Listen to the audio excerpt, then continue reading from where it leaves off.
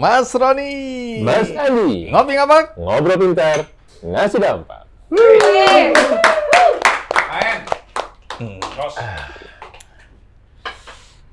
Memang hidup ini kalau kita mulai dengan minum kopi, itu langsung pikiran kita lebih produktif, Dan lebih semangat. lebih semangat, energinya bertambah. Betul. Apalagi kalau kopinya, Pakai kopi Kailasa. tepuk tangan untuk Kailasa. Ya. Jadi bagi sedulur yang belum tahu kopi Kailasa, itu adalah kopi dari petani-petani binaan Bank Indonesia di Banjarnegara. Mantap. Jadi, Mas Roni, kalau kita datang ke satu tempat, kita kan ingin tahu apa yang menjadi keunggulan dari tempat itu. Betul. Pertama tentu wisatanya, alamnya, kemudian tentu adalah industri kerajinannya, ya, di mana produk-produk kreatif itu selalu menggoda kita untuk membeli. Betul. Nah, yang paling umum adalah batik. Di Jawa. Di Jawa, masing-masing tempat memiliki batiknya Batik. dan kebanggaannya atas batik itu. Betul. Nah, karena batik ini masing-masing daerah punya jagoannya, tentu semua berlomba-lomba untuk menunjukkan kekhasan dari produk batiknya. Di daerah masing-masing. Ya, dari pengalaman Mas Roni beli batik, apa yang menjadi daya tarik ketika kita membeli batik? Biasanya kita melihat dari motif. Motif, ya. Kemudian bahannya. Dan yang menarik juga adalah story dari bagaimana batik itu diciptakan. Oke, jadi ada cerita di Ada balik cerita. produk ya. Betul. Dan ini selalu lebih menarik sebenarnya ya. Ketika kita udah jatuh hati pada sebuah produk dan kita tahu cerita di balik produk itu, dorongan untuk membeli semakin tinggi. Makin tinggi. Dan ini juga menarik karena strategi yang kita lakukan itu benar-benar terjadi bagaimana korporatisasi bisa meningkatkan pemberdayaan masyarakat sekitar. Nah, ini menarik. Coba cerita sedikit mengenai itu. Nah, jadi kita pernah lihat bahwa waktu itu di Banyumas itu banyak pengrajin batik. Tiba-tiba ada satu masa yang tiba-tiba turun, berkurang. Gitu. Nah, kita lihat banyak yang beralih ke migran TKI keluar. Karena lebih menjanjikan seperti itu. Dan banyak juga para ibu-ibu ini yang tadinya bekerja hanya sebagai pengobeng. Pengobeng itu buruh batik. Jadi hanya mungkin mengerjakan orderan, mungkin per kain antara 8.000, 10.000 gitu ya. Mungkin sebulan itu penghasilan sekitar 300.000 rupiah. Tapi dengan korporatisasi bergabung menjadi suatu KUB. KUB itu apa? Jadi ada semacam koperasi seperti itu. Nah, di situ kelompok ya, usaha bersama. Nah, di situ mereka bisa mempunyai daya tarik lagi karena kita kasih pelatihan yang bersama standar. Kita itu di sini Bank Indonesia. Kebetulan. Kita buat pelatihan, pendampingan gitu ya. Meningkat. Yang tadinya tadi 300 mungkin sekarang udah bisa sampai 800 sampai 2,4 juta per bulan. Wow. Gitu. Jadi artinya ada peningkatan. Memang itu kasus suatu sebelum pandemi. Nah, kita lihat nih dengan adanya pandemi ini apakah ini masih bertahan atau ada tantangan lain, atau bahkan ada rezeki-rezeki lain yang kita nggak tahu. Nah, siapa yang kita undang kali ini? Oke, kita perkenalkan. Oke. Orang Ngapak, orang Kepenak. Nonton Ngopi Ngapak penuh dengan kenangan. Nah, kancah sedulur, yuk mari kita belajar sejenak dengan ratunya batik Papringan. Kita persilakan Ibu atau Mbak Iin. Listening sih. Iya. Apa kabar, Mbak Iin? Baik. Ayo, Mbak Iin. Sehat. Monggo, silakan duduk. Mbak Iin, dari mana aslinya? Saya asli Papringan. Papringan. Oh, Papringan itu nama apa itu? Nama desa. Oh, desa berarti ya. Desa Papringan. Dan ini desa batik, betul ya? Betul. Karena ada desa-desa yang memang karena kekuatan dari produknya itu dinamakan atau mengikuti nama produknya ya. Jadi ini ada batik Papringan, itu artinya batik asli Papringan. Betul sekali. Oke, dan Mbak Iin salah satu pembatik di sana. Oke. Saya salah satu pembatik. Dari berapa banyak pembatik yang Mbak Iin tahu di sana itu? Kurang lebih selama ini yang saya tahu itu sebelum pandemi ya, itu di atas 200. Oke, sesudah pandemi? Sesudah pandemi hampir setengahnya beralih profesi. Oh, jadi ada dampak ini ya. beralih profesi mungkin sementara ya, karena mereka harus berjuang dulu, Betul. tapi bisa jadi setelah ini pulih kembali, Betul. mereka akan kembali. Karena keterampilannya adalah keterampilan membatik. Betul sekali. Yang separuh itu kemana itu? Ada yang menjadi buruh harian, dan ada juga yang pergi ke luar kota untuk mencari pekerjaan. Betul sekali. Kalau bicara mereka yang berhenti sejenak untuk mencari tambahan income atau penghasilan, itu perempuan atau laki-laki? Perempuan. Perempuan. Baik. Perempuan. Jadi pembatik di sana umumnya perempuan? Perempuan. Nggak ada pembatik laki? Ada, tapi paling 1-2. 1-2. Jadi laki-laki minoritas di sini. Ternyata the power of mama lebih ini. Iya, lebih mantap ya, lebih powerful. Betul. Nah, Mbak Iin, kami tuh selalu ingin tahu ya kalau ada UMKM yang memproduksi satu produk, kemudian berkembang, kemudian menjadi sebuah brand yang dikenal ya. Itu kami ingin tahu bagaimana awal mulanya Mbak Iin, atau mungkin cerita sejarah Papringan, di mana kemudian ini bisa menjadi desa batik. Awal kurang lebih saya tidak tahu persisnya, cuma dari saya kecil itu sudah terbiasa melihat orang tua membatik. Oh, orang tuanya juga membatik? Iya, orang tua membatik. Oke, dari nenek terus? memang sudah membatik. Iya. Dari kecil waktu Mbak Iin lahir katakanlah itu sudah ada ya? Sudah. Baik, Sudah. terus? Saking banyaknya di sekitar rumah saya itu banyak pembatik, akhirnya saya waktu kelas 3 SD, saya memulai ikut-ikutan, mulai terpancing. 3 SD loh. Ya, kelas 3 SD saya mulai Apakah terpancing. anak-anak di sana juga seperti itu? Anak-anak kecil sudah mulai belajar membatik? Sudah, karena setelah membatik itu kan kita mendapatkan upah. Jadi kita tak sangat terpacu untuk bisa kita untuk sanggup buat sekolah seperti itu. Iya.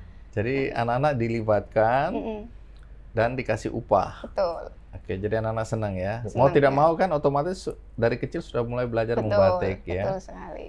Nah, apakah kemudian otomatis Mbak Iin langsung menjadi pengusaha batik atau waktu itu? Oh, tidak. Tidak. Jadi bagaimana perjalanan hidupnya waktu itu? SD saya mulai belajar membatik, dan waktu itu pengalaman ini sampai sekarang saya pun tidak bisa melupakan. Itu pengalaman sangat-sangat berharga. Waktu itu saya dikasih batik, saya disuruh membatik karena saya gugup, otomatis gugup, dan karena teman-teman sudah hampir selesai dan saya masih banyak, lilinnya tumpah, menumpahi batik itu.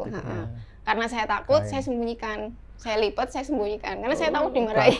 Ini masih kecil ini ya? Iya, karena masih kecil. Terus? Saya takut.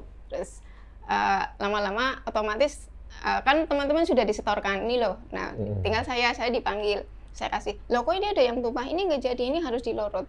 Dilorot itu dibatik ulang, direbus kembali, jadi lilin itu lepas semua. Nah, harus saya batik ulang. Saya harus mengawali karena nggak jadi, sudah tidak bisa jadi batik.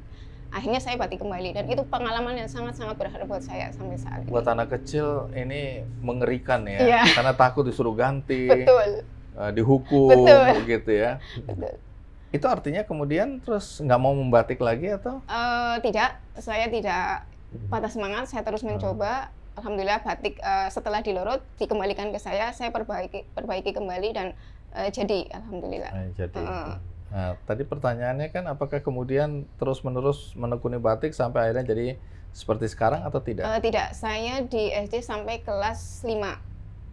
5 Walaupun SD. tidak rutin, tapi saya setiap selesai pulang sekolah, saya setelah membantu orang tua, saya membatik.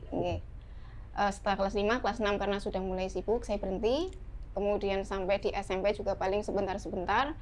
Setelah SMP, sebenarnya saya kepingin melanjutkan sekolah, tapi orang tua tidak mampu. Akhirnya saya kursus. Waktu itu saya ambil kursus untuk pengasuh anak di babysitter. Iya, masih di Purwokerto juga selama 3 bulan. Oke, jadi sekolahnya sampai SMP. Iya. Tamat. Melanjutkan dengan kursus ya, babysitter. Betul. Kenapa yang terpikirkan mau jadi babysitter waktu itu? Karena waktu itu saking kepenginnya saya sekolah dan orang tua tidak mampu, otomatis saya sedih banget. Saya di kamar mengurung diri selama 3 hari, saya nggak keluar. Saya protes sama diri sendiri, kenapa saya harus seperti ini? Saya bilang ke orang tua, bapaknya diam. Kemudian di kamar saya mendengarkan di radio itu ada kursus dengan biaya itu 227 waktu itu. Akhirnya saya memberanikan diri untuk menyampaikan ke bapak, Pak, tolong kalau memang saya tidak bisa disekolahkan, saya minta saya dimasukkan ke dalam kursus ini, dan insya Allah saya ingin membantu orang tua seperti itu. Tunggu, Mbak Iin nangis ini karena sebenarnya masa itu kepingin sekali sekolah, melanjutkan sekolah. Tapi orang tua tidak mampu. Teman-teman sekolah melanjutkan. Sekolah semua. Mbak Iin nggak bisa? Nggak bisa. Oke. Karena saya mempunyai tiga adik yang semuanya juga sekolah. Oke, jadi ini beban keluarga ya. Jadi ada... Maaf nih.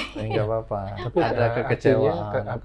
Lebih kepada kekecewaannya, atau justru malah ingat dengan peran Bapak yang bisa sempat memberikan kursus gitu ya? Iya, betul. Jadi ini boleh dikatakan apa yang sekarang saya lakukan adalah dendam saya kepada saya karena saya tidak memperoleh pendidikan itu. Oh. Jadi saya lampiaskan ke tidak harus dengan sekolah yang tinggi, orang bisa maju betul. Gitu ya. Ini semangat yang luar biasa dan bisa jadi pembelajaran buat kancah sedulur gitu ya. Baik, sebentar kita kasih tisu dulu ya. Terima kasih.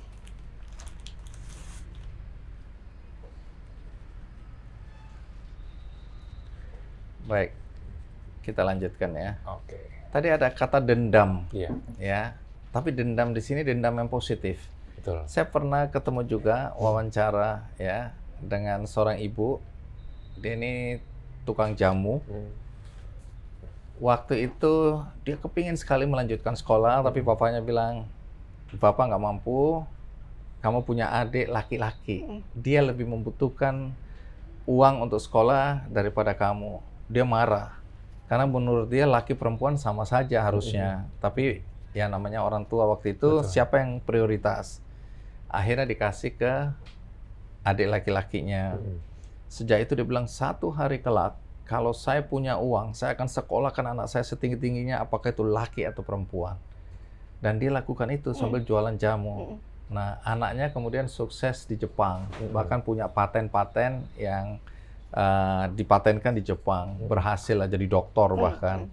Jadi menurut saya itu dendam yang positif. Ketika ada kemarahan, aku nggak bisa melanjutkan sekolah, satu hari kelak aku akan menyekolahkan anakku setinggi-tingginya dengan segala kemampuan dia. Dan dia jualan jamu untuk bisa menyekolahkan. Memang anaknya kemudian dapat beasiswa. Saya juga, Mbak, saya ini dulu nggak bisa beli buku. Jadi ketika membawakan acara yang kick-kick itu, saya bagikan buku sebanyak-banyaknya, toh yang bayar kantor. Oke, apa yang menarik dari cerita ini buat Mas Roni? Iya, jadi dan di tengah zaman sekarang yang banyak generasi milenial dan zilenial yang privilege, di mana sekolah itu juga udah terbiasa, tapi mereka justru malah tidak mengoptimalkan privilege mereka untuk melanjutkan sekolah yang mungkin bisa lebih tinggi bahkan gitu ya. Nah, di sini yang menarik juga adalah bagaimana tadi motivasi tadi gitu ya ditularkan ke batik. Gitu.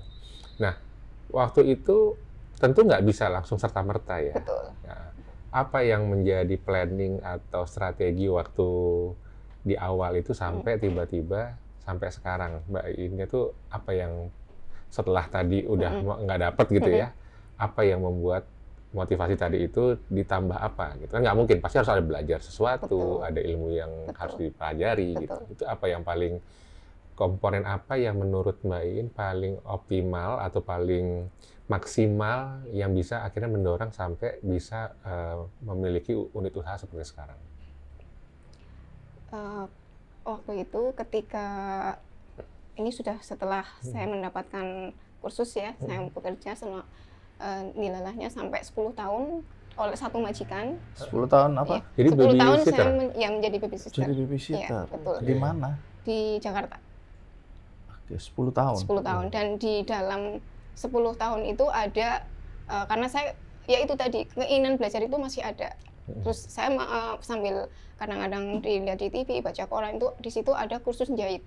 Saya bilang ke majikan saya, boleh tidak kalau dalam 1 minggu saya untuk Sabtu dan Minggunya itu saya kursus. Kalau saya boleh, saya tetap di sini. Kalau tidak boleh, mending saya keluar. Terus Diperbolehkan. diperbolehkan. Dan Baik. saya belajar menjahit.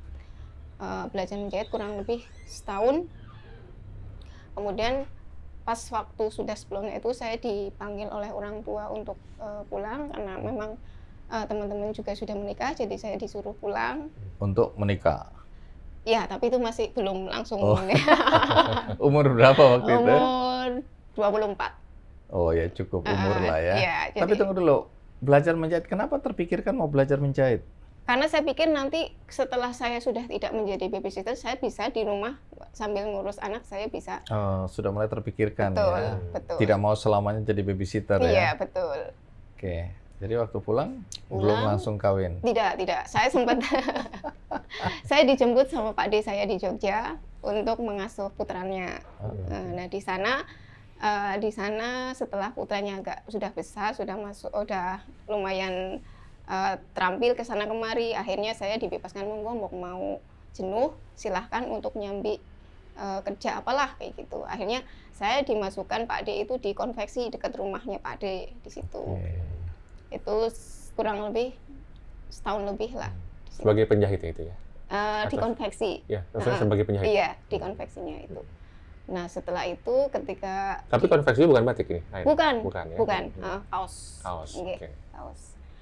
Di situ terus kemudian seiring berjalannya waktu, akhirnya sudah waktunya menikah, mungkin akhirnya dipertemukan dengan orang Papringan juga. Akhirnya setelah menikah sudah tidak kembali lagi ke Jogja. Saya menetap di Papringan dan alhamdulillah orang Papringan juga, dan ibunya itu, ibu suami saya adalah memang dari kecil itu sudah membatik dan sudah memproduksi batik sendiri. Punya perusahaan batik gitu. Bukan, tapi dia hanya membatik saja. Oh. Dia bisa saking dari kecil sudah terbiasa membatik, dia bisa mendesain langsung di kain. Oh. Itu saya tahu setelah saya sudah kurang lebih 6 bulan setelah saya menikah, saya baru mengerti bahwa ibu itu punya keterampilan yang tidak semua orang bisa. Terus apa yang mendorong kemudian Mbak Iin menekuni juga usaha batik ini? Iya, karena ibu saya mengambil juga sebagai pengumpul di Sukaraja, ngambil batik dari sana, nanti dibawa pulang, terus di Papringan nanti kan disebar di pengobeng Papringan. Nah, setiap hari Minggu ke Sukaraja, semua batik yang dari Sukaraja yang sudah selesai disetorkan kembali, dikembalikan ke yang punya. Nah, dikala ibu tidak ada, saya biasa membereskan semua isi rumah itu, saya membereskan. Nah, yang paling saya senangi dari waktu ibu tidak ada itu, saya mengamati semua batik yang ada di rumah. Dari bertumpuk-tumpuk batik, antara yang tulis, yang printing, dan yang biasa itu, semua saya lihat. Dan saya langsung tertarik dengan yang tulis. Waktu itu saya belum tahu kalau yang bagus banget itu batik tulis. Tapi saya langsung tertarik, dan setiap saya sambil membereskan, saya buka semuanya. Saya pelajari satu persatu. Lihat ya. Ya, Oke. ya, itu rasa penerusan sudah semakin tinggi. Kenapa bisa seperti ini? Kenapa hasilnya jadi kayak gini? Terus akhirnya ketika ibu pulang, semua sudah rapi. Dan saya kalau ibu sudah santai, saya tanyakan, Bu, kok bisa seperti ini? Ini namanya batik apa? Ini gambarnya menceritakan apa? Terus ibu, ini namanya batik tulis. Nanti kalau mau belajar, ayo. Nanti di kain kecil dulu. Nanti kalau memang kamu sudah lumayan kewas, baru nanti kita di kain yang utuh seperti itu. Oh, jadi ini dari mertua ini Dari ya. mertua. Tapi artinya juga ada keinginan untuk belajar dan belajar hal-hal baru terus betul, gitu ya. Betul. Tapi itu artinya apakah sudah memang, boleh cerita sedikit, Papringan itu apa? Kenapa desa itu kok punya turun-temurun kekhasan tentang batiknya? Yang saya dengar di Papringan dulu malah batiknya itu batik warna alami. Jadi mbah buyut saya itu punya beberapa batikan yang waktu itu lagi digadek. saya penasaran kok batik bisa digade. Digade. Itu bisa buat hidup. Oke. Iya. Itu berarti itu nilainya sangat Berharga tinggi, berarti betul. ya. Berarti itu batik itu kan sangat-sangat berharga. Saya mulai rasa penasaran itu lebih tinggi lagi. Kok bisa ya? Kok bisa?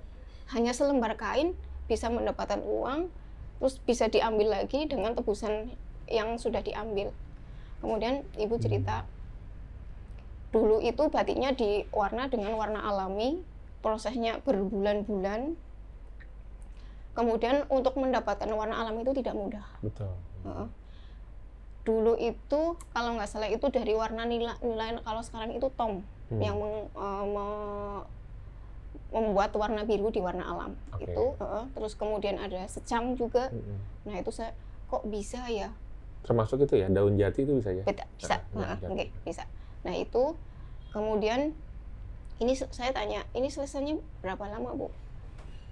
Kurang lebih 1 sampai 3 bulan itu satu kain. Dan dulu istimewanya batik itu kan bolak-balik antara depan dan belakang itu dibatik semua. Kalau sekarang kan hanya separuhnya saja. Itu. Satu sisi aja. Betul, satu sisi. Dan dulu isen itu benar-benar isen itu sangat-sangat rumit. Isen itu apa? Isen itu yang ini. Oh, ini. Yang di dalam batik. Oh, ini batik karya Mbak Iin ya? Artinya perusahaannya. Perusahaan dari Pringmas. Isen itu yang nih, yang di dalam ini. Isian. Iya, isen. Ya, kalau di Jawa kan isen. Iya. Nanti cerita ya soal batik ini, apa yang khas dari batik Papringan. Oke, lanjut aja dulu ceritanya. Dengan isian ukel waktu itu yang sangat ini kan ukel. Karena ukel melambangkan ketelatenan. Karena ini bentuknya kan seperti lingkaran, setengah lingkaran, tapi dia begitu banyak lekuk-lekuk yang menyimbolkan bahwa itu butuh ketelatenan untuk membuat. Kesabaran. Betul sekali. Setelah saya tahu, terus ibu bilang kalau sekarang batiknya gampang karena hanya satu sisi. Kalau dulu ibu itu batik itu semuanya dibatik, dan waktu itu ibu sempat cerita ibu juga dari kecil sudah diajari oleh nenek membatik, dan ketika ibu ngantuk itu nenek marah. Karena malam pun harus batik. Sama nenek harus malam pokoknya harus batik, siang malam harus batik. Dan terus kalau mak ngantuk itu gimana untuk menghilangkan rasa takut? Dan ibu itu katanya dikasih cempaluk itu asam yang masih muda itu kan kecut banget. Jadi ini bagus juga ini, ide bagus. Jadi kalau kita nyupir luar kota, kalau ngantuk makan asam muda, itu udah pasti melek. Oke, ini kearifan lokal ini. Itu. Baik, jadi intinya adalah mertua ya, yang kemudian mengajarin, mendorong untuk menyukai batik dan ngajarin tentu saja untuk batik-batik apa yang punya nilai tadi ya, batik tulis. Betul sekali. Nah, kalau sekarang saya ke Papringan atau mau beli batik Papringan, batik apa yang jadi andalan dari mereknya apa ini? Pringmas, batik Pringmas. Pringmas. Nah, dari Pringmas ini apa yang menjadi andalan? Batik apa ini? Kami punya motif serayuan atau sungai Serayu. Oke, serayuan. Yang kedua ada Pring Sedapur. Oke. Ada juga kita waktu tahun 2013 kita mengikuti lomba di Bapeda waktu itu, dan saya harus bisa ikut lomba dan bisa menghasilkan sebuah motif. Kurang lebih tahun 2014 setelah peresmian saya bertemu dengan Pak Zahir Widadi dari Pekalongan. Beliau berpesan kepada saya, Ibu sudah pernah bikin motif sendiri belum? Belum. Coba bikin yang khas daerah Ibu sendiri.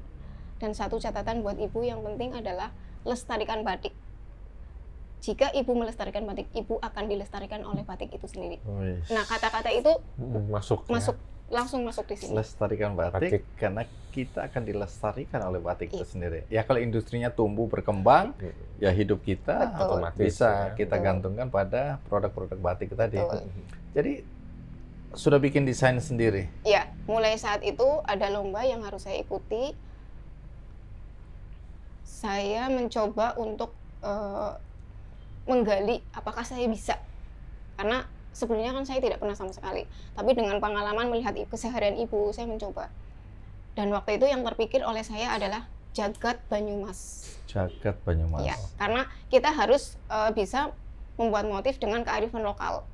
Jadi saya pertama itu Jagat Banyumas, dan yang tergambar waktu itu yang pertama adalah Bawor, tokoh Bawor. Iya. Ya kan. Bukan Bawor Duren ya. itu. Mas, bukan. Bawor itu apa? Bagong. Semar Semar atau? Iya, Semar. Semar. Tol- Semar.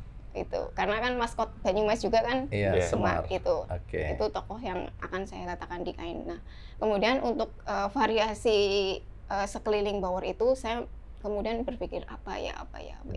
Akhirnya masuk saya dapat selama ini batik satu lembar kain itu kan satu motif. Bagaimana caranya saya bisa di dalam satu kain batik itu ada beberapa motif. Akhirnya saya ambil ada 12 motif kalau nggak salah waktu itu, saya letakkan berdampingan dengan Bawor. Waktu itu saya curhat ke suami karena suami yang pinter desain. Oh, oke. Ya saya bilang ke suami, Mas saya punya ide seperti ini. Ayo kita coba kita letakkan di kain, bagaimana kita mengawali. Ini langkah pertama saya dalam batik ini. Kita coba semaksimal mungkin sampai di mana. Reaksi suami gimana? Reaksi suami? Alhamdulillah sangat-sangat merespon. Oh, demi cinta ini. Sangat-sangat merespon. Tapi mungkin karena idenya juga sesuatu yang menarik Iya, ya. betul. Ya, saya kasih catatan ya. Awal-awal saya juga kaget. Saya dikasih kiriman baju, desainernya terkenal sekali.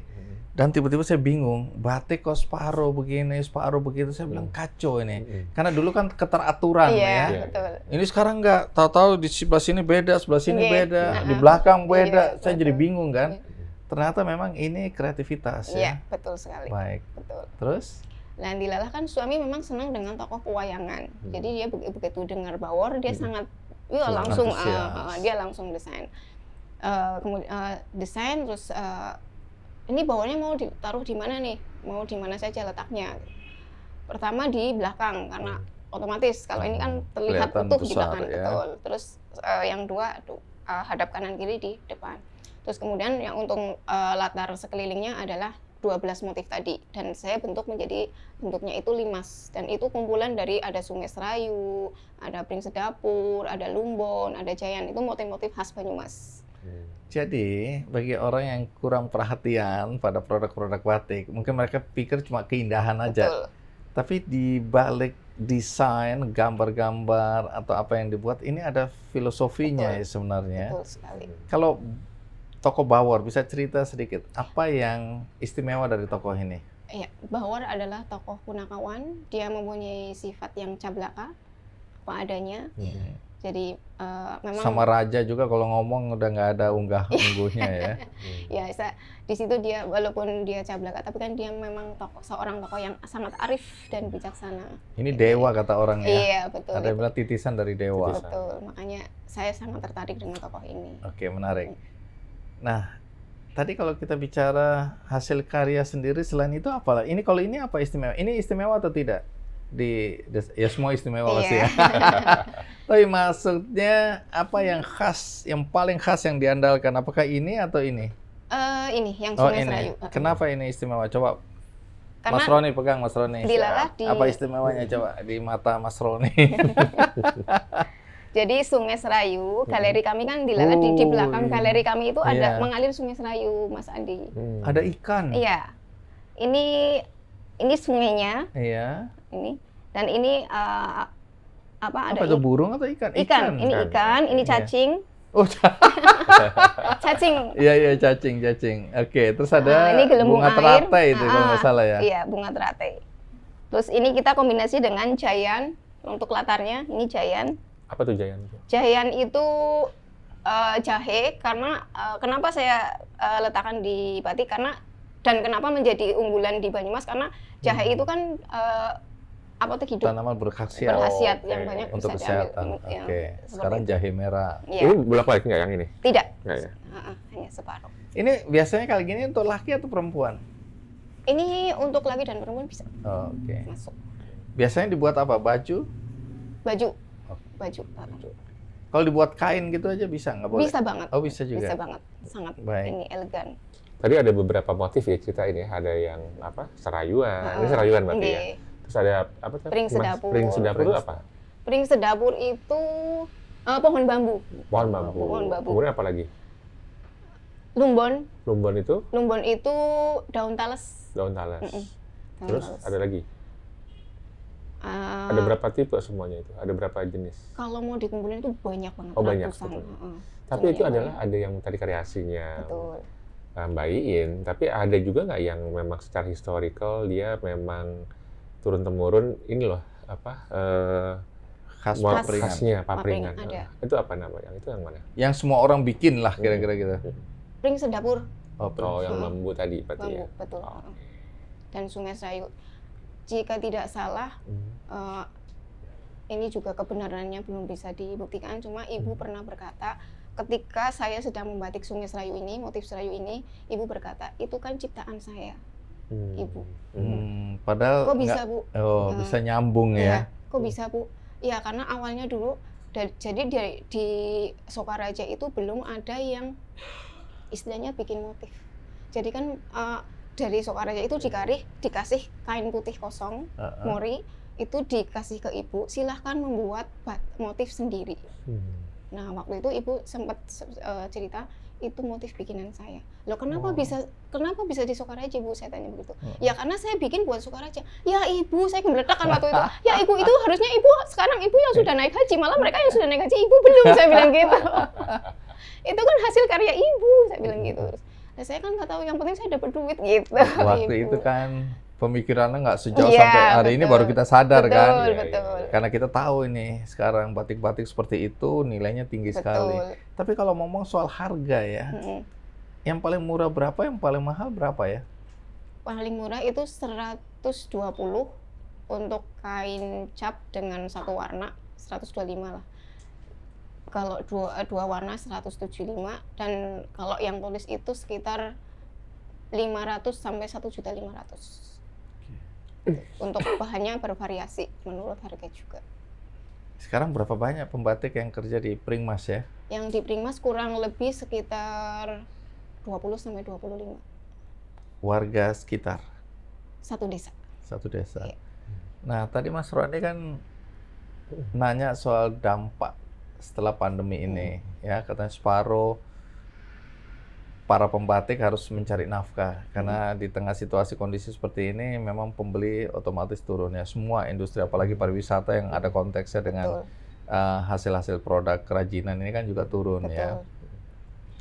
Terus kan ada bantuan dari Bank Indonesia ya. Betul Katanya dulu sekali. sempat jatuh juga, Betul. tapi dengan bantuan Bank Indonesia naik lagi. Betul sekali. Bantuannya apa itu? Itu banyak sekali fasilitas yang kami terima dari Bank Indonesia. Terima kasih sekali Mas Roni atas apa yang telah Diberikan oleh diberikan BI. oleh Bank Indonesia. Apa itu? Banyak sekali Mas Andi, dari fasilitas untuk batiknya, kemudian pelatihan, kemudian pemasaran, banyak sekali. Oke. Itu ada manfaatnya berarti. Sangat-sangat bermanfaat. Sampai kami bisa seperti ini karena Bank Indonesia. Hidup Bank Indonesia. sebagai teman baik tentunya buat Pringmas ya. Saya. Tapi memang kita akan banyak lagi ya ngobrol tentang bagaimana pengembangan UMKM mulai dari yang subsisten yang tadinya belum jelas bentuknya menjadi sesuatu yang lebih jelas. Tapi tentu kita akan bahas lagi nanti setelah pesan-pesan berikut ini ya. Jadi kita harus Kita dingin. ngaso dingin. Ya. Oke. Baik, Oke. kita ngaso dingin. Ngopi ngapak? Ngobrol pintar, ngasih dapat. Halo Kanca Sedulur, Nyong Mas Roni, Nyong Mas Andi, ajak lalen. nonton dewek, Neng ngopi ngapak. ngobrol pintar, ngasih dampak.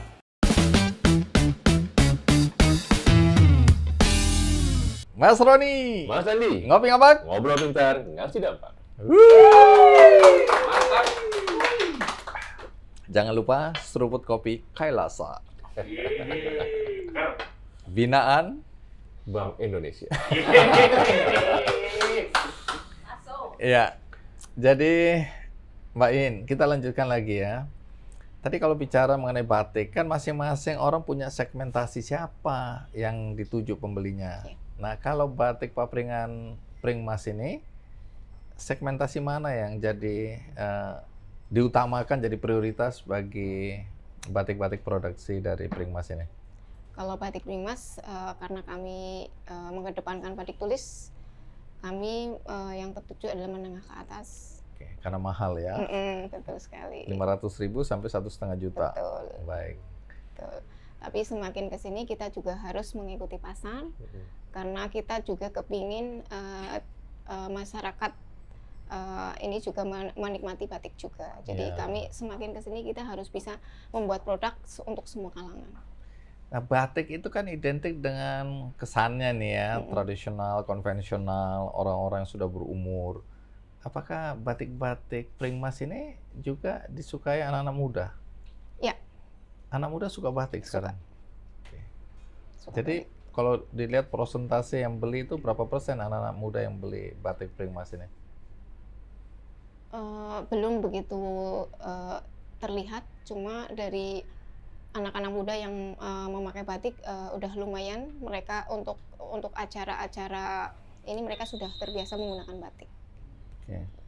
Nah, Mas Roni kan punya anak perempuan. Iya. Dia suka batik atau tidak? Dia suka beberapa yang sifatnya simple ya, yang simple. Dan pas ada acara-acara, karena terpengaruh oleh orang tuanya, pasti ikutan batik.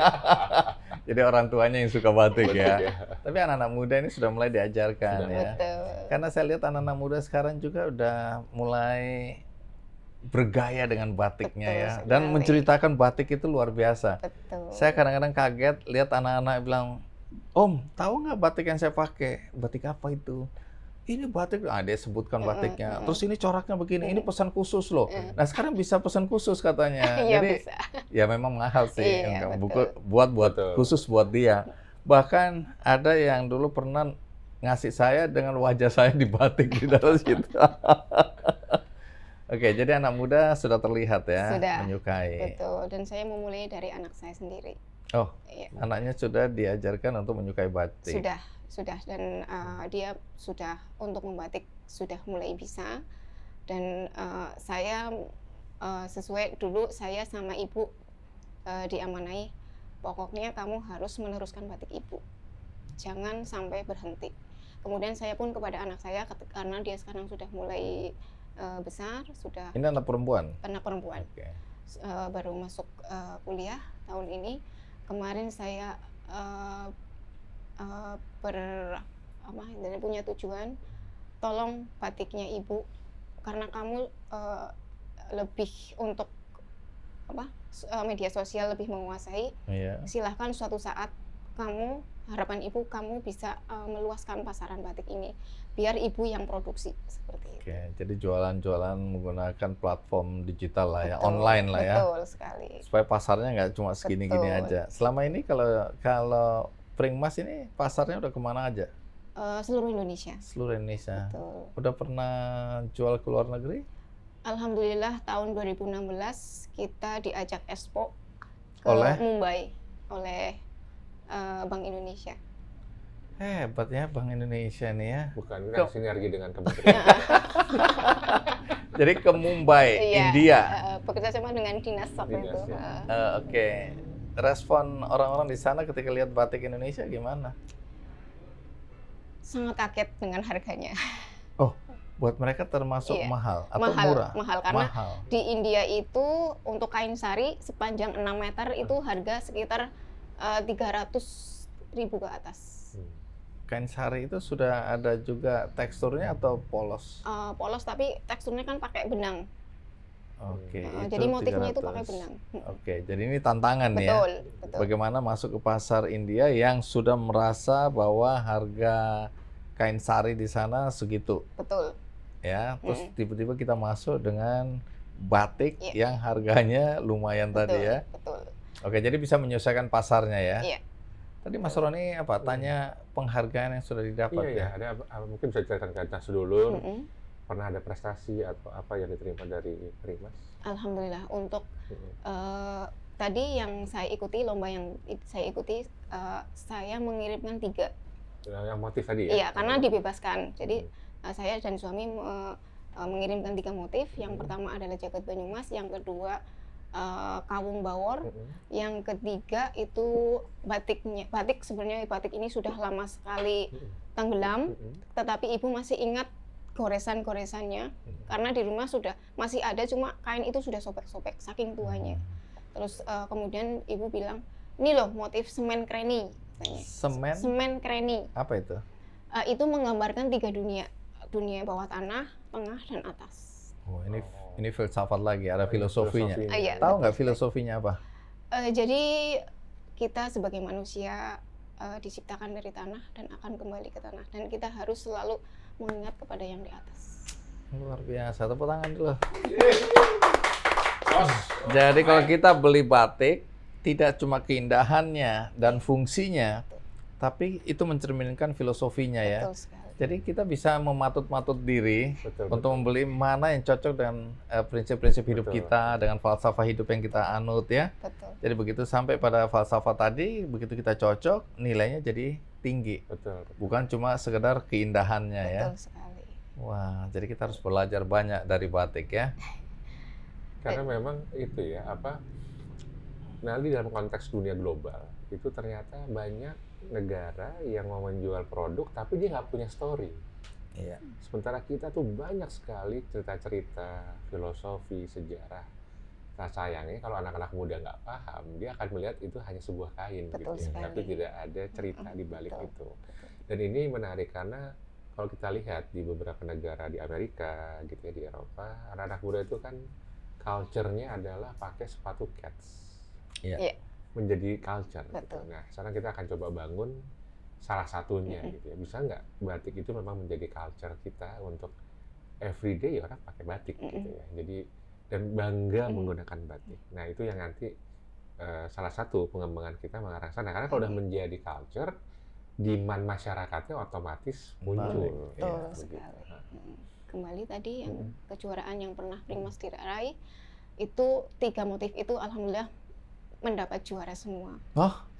Juara 1, 2, 3 dan favorit.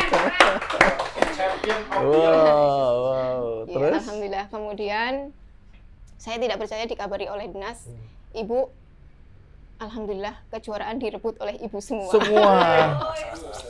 Sos. Terus kemudian bulan April 2000 kalau nggak 18-19 saya diajak oleh dinas untuk mengikuti lomba Dekranasda, lomba mencanting di Semarang. Waktu itu saya tidak ada persiapan sama sekali, tapi saya harus berangkat dan saya sudah ke Pak Amin, sudah bilang, apa saya bisa Pak? Pokoknya berusaha. Saya berangkat, bismillahirrahmanirrahim. Saya berangkat jam 12 malam dengan dinas, sampai di sana pagi, subuh. Tidak ada sama sekali Pak. Terus waktu itu kita nyampe, baru sarapan nasi kucing. Langsung masuk ke ruangan lomba, dan di situ saya harus menyiapkan, itu bentuknya selendang, saya harus mendesain awal, itu benar-benar dari nol Pak. Saya mendesain, waktu itu saya kepikiran masih senang dengan tokoh bawor. Saya di situ membuat motif, kasih motif itu judulnya Bawor Kelintung. Apa itu artinya? Kelintung itu jalan-jalan. Oh, oke. Sekarang mungkin healing ya. Keren.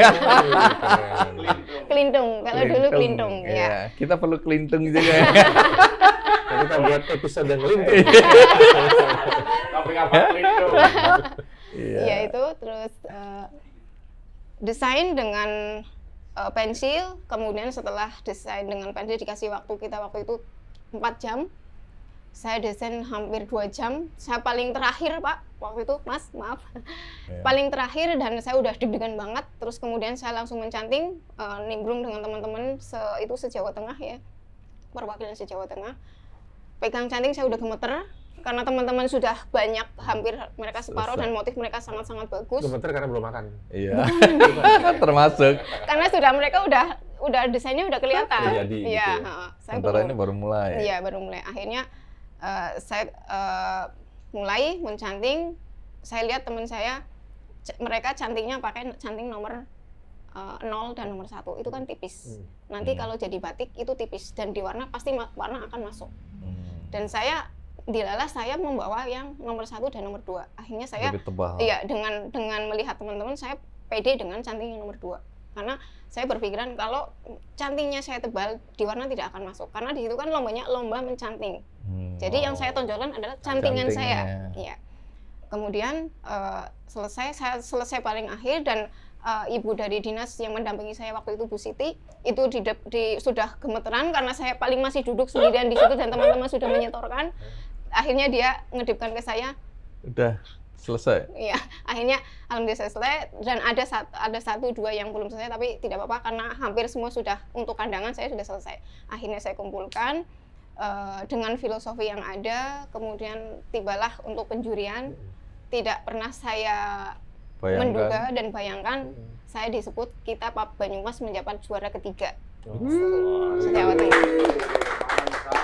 Alhamdulillah. Jadi kalau mau menang dalam lomba jangan sarapan. Kalaupun sarapan nasi kucing. Mungkin karena kucingnya itu yang membuat. Iya. Ide-idenya jadi muncul. Baik. Ada lagi?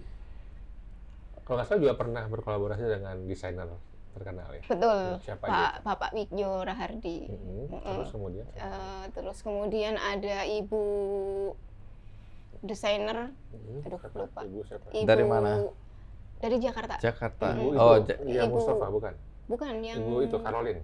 Betul sekali, Ibu Caroline. Jadi sudah Caroline ini desainer. Betul. Oke, jadi membuka diri, masuknya kolaborasi ya, ide-ide baru ya. Betul. Nah ini menarik ini, Mas Roni, karena banyak sekali pembatik tradisional yang tidak membuka diri. Dia yakin dengan pakemnya, dia yakin dengan motifnya dan seterusnya. Akhirnya kan orang kalau datang ke situ itu aja ya. Tapi dengan masuknya desainer-desainer muda dengan kreasi baru tanpa meninggalkan ini loh kearifan lokalnya. Kan ada kearifan-kearifan yang kita nggak bisa abaikan. Betul. Itu. Tapi desainnya kekinian sehingga anak-anak muda tertarik ya. Betul. Jadi Mbak ini sudah mulai ya membuka diri untuk kolaborasi seperti itu. Iya, sudah memulainya dan sekarang bertambah ke Mas Jaka Febrian. Juga kami beliau karena tadinya hanya sebatas masih saudara dengan Ibu Caroline dan ternyata setelah dari Ibu Caroline ini dia ngerti bahwa batik papringan itu bagus dan dia mulai senang. Sekarang batik papringan ada di butiknya Mas Jaka Febrian. Iya, kami juga prestasi juga. Naik kelas. Alhamdulillah. Iya, di butik ini ya. Iya. Saya tadi pikir itu. Tadi ngomong di butik udah masuk. Saya pernah dengar gosip nih, bener nggak? Gosip. Rupanya Mas Roni pendengar gosip juga, baru tahu hari ini. Iya, berarti suka nonton infotainment ini. Infotainment dari luar negeri. Dari luar negeri, oke. Gosipnya apa? Karena gosipnya ada batik papringan mendesain buat batik di Manchester United. Betul sekali. Itu gimana ceritanya? Waktu itu masih awal pendirian Primas. Tahun 2014 kalau nggak 15 itu jadi ada utusan ke Primas, Mbak bisa nggak bikin batik kita mau ke Manchester United. Kita harus bagaimana? Coba bikin batik dengan motif di situ ada logo Manchester United. Gitu. Akhirnya karena ini siapa yang minta ini? Dari Jakarta gitu. Kayaknya iya, agak lupa udah lama banget. Terus kemudian PR-nya adalah desain logo dari Manchester itu harus dibentuk batik. Kemudian saya lari ke suami, Mas tolong bikinkan logo Manchester United. Suami semangat bikin logo sepak bola. Iya, ini laki-laki banget ini. Langsung dia bikin.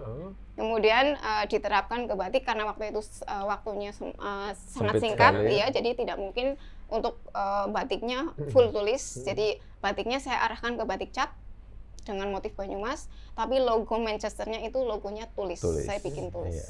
Karena memang nggak ada capnya. Iya, betul sekali. Nah, dan jadi dipajang katanya di. Iya. Di mana itu? Di museumnya Manchester United. Manchester United. Oke, jadi kita harus itu main ke sana main ke sana untuk membuktikan. apakah gosip apa benar. Dan Jangan percaya ya. Betul. Jadi kita berangkat ke sana ya. tapi Mbak In mendapat kesempatan bagus di sini karena kalau kita susah ke sana, kita juga bisa mendesain untuk Bali United. Wih, Karena itu kebetulan di sini kesebelasan. ada Siap, siap. Jadi sebelum ke Manchester United, ke Bali United dulu. Iya. Baliga. Nanti kita bikin batik Bali United ya. Siap. Baik. Kalau ke depan apa rencana untuk pengembangan usaha atau mungkin ada cerita mau tingkatkan kualitas atau desain, apa yang mau dilakukan ke depan? Ke depan kemarin alhamdulillah kami telah menguji batik kita di Balai Besar Jogja. Oke. Dan alhamdulillah hasilnya bagus. Dan ini ada hubungannya karena kami sedang mengarah ke SNI, Pak, Mas. Oke. Jadi harus banyak banget yang harus kita benahi di sini, dari batik, dari manajemen, dari cara kerja anggota-anggota kami. Jadi harus satu persatu harus kita benahi sebelum kita nanti maju ke SNI. Kita sedang melangkah ke situ. Mas Roni tadi sempat menyinggung soal pewarnaan alam tadi. Itu bagaimana? Untuk warna alami ya, yang kita kedepankan adalah batik tulis dengan warna sintetis dan alami. Jadi kita memang untuk saat ini warna alami sangat kita kembangkan, terutama untuk kalangan wisatawan itu senang sekali dengan warna-warna alami, terutama untuk warna biru atau indigo vera. Jadi kami membeli bahan baku pasta indigo itu kita beli ke Solo, nanti di Primas kita olah, kemudian kita untuk bahan warna batik. Baik, menarik ya ceritanya. Menarik. Coba kasih komentar dulu dong, Mas Betul. Roni ya. Karena ini juga binaan Bank Indonesia kebetulan. Bank Indonesia. Kebinaan bersama lah ya. Binaan Karena kita mau biar ke depan itu para lembaga itu jangan terkotak-kotak dalam membina Setuju. UMKM. Kita harus sama-sama sinergi dan berkolaborasi. Tapi dalam konteks yang pada kesempatan kali ini kita akan melihat Mas Andi sama Mbak Iin ya, pasar menjadi penting di depan. Betul. Gitu ya, demand jadi penting. Jadi memang perlu ada diversifikasi produk. Betul. Tidak mungkin karena kemarin contoh kita ke Singapura cek. Di Singapura tuh orang agak sulit pakai batik gitu ya, karena mereka mungkin sukanya yang minimalis, yang putih, yang nggak gerah gitu ya, seperti itu. Nah, artinya kita mau mengembangkan agar batik ini juga ke ekspor gitu ya. Tapi nggak bisa semuanya itu, pasarnya beda-beda gitu ya, pasarnya beda-beda. Tapi jangan dilihat bahwa ini hanya untuk ekspor, tapi yang dilihat adalah kualitas ekspor. Betul sekali. Sehingga nanti bisa juga dipakai pasar dalam negeri karena dia tahu ini adalah kualitasnya kualitas ekspor. Termasuk ke depan BI juga akan bicara tentang lebih banyak tentang green economy. Nah, jadi kalau tadi ada pewarna yang alami, itu akan menjadi pasar tersendiri lagi. Nah, kita harapkan seperti itu. Kemudian dari digital, nah nanti kita akan ada pelatihan lagi mungkin dengan Primas itu kita melihat selama ini Primas di IG-nya itu masih melihatkan kain. Betul. Ya, kain. Nah, kita ngarapin nanti bisa ditampilkan juga udah dalam bentuk baju. Tapi dengan aplikasi, bukan dijahit. Sehingga tidak perlu ada ongkos produksi ya. Tapi orang market akan lihat, oh kalau jadi akan seperti ini. Sudah dapat bayangan yang lebih konkret ya. Betul. Nah, kemarin kita juga buat pelatihan, kita mau ningkatin lagi menjadi yang ready to wear. Jadi sekarang orang-orang itu udah males jahit-jahit. Dia maunya datang pakai pulang belayar gitu kan. Nah, jadi harus ada. Tapi yang suka kain juga mesti ada. Jadi kita harus lihat pasar-pasarnya. Dan dengan seperti itu tadi Mas Andi ini salah satu percontohan pilot project Primas ini dari yang subsisten yang tadinya pengobeng-pengobeng yang hanya buru-buru kita kumpulkan menjadi punya brand sendiri. Kita juga bantu buatin showroom ya di Banyumas. Ada tempat untuk berjualan. Jadi pendampingan menjadi penting karena kalau hanya pelatihan kayaknya kurang optimal. Dan mudah-mudahan pola ini membuat semangat memotivasi kami para yang memberi pembantuan sehingga nanti ke depan bisa kita copycat lagi nanti ke para desa-desa lain ya. Mungkin sekarang desa Papringan, mungkin nanti ada desa lain yang akan menjadi pilot project lagi. Mungkin itu Mas Andi sebenarnya. Menarik, ya. Baik, Mbak Iin, terima kasih udah berbagi cerita inspiratif di acara Ngopi Ngapak ini. Tentu kita harapkan ya semakin hari semakin baik kualitasnya, semakin menarik desainnya, Amin. semakin banyak yang bisa bekerja. Amin. Yang tadinya gara-gara pandemi lagi mencari alternatif lain kembali lagi. Amin. Dan yang paling penting ini kan kebanggaan bangsa kita, bukan Betul semata-mata Papringan, bukan Banyumas, Betul. tapi Indonesia. Betul sekali. Iya. Wih. Baik, Mas Roni, tidak ada pesta yang tidak berakhir. Jadi kita harus akhiri pesta kita hari akhiri, ini, ya. Baik, kapak bukan sembarang kapak, kapak dipakai potong terasi. Sekian episode Ngopi Ngapak, semoga selalu memberi inspirasi. Mas Roni, Mas Andi, Ngopi Ngapak. ngobrol pintar, ngasih dampak. Senang bisa berbagi. Yeay.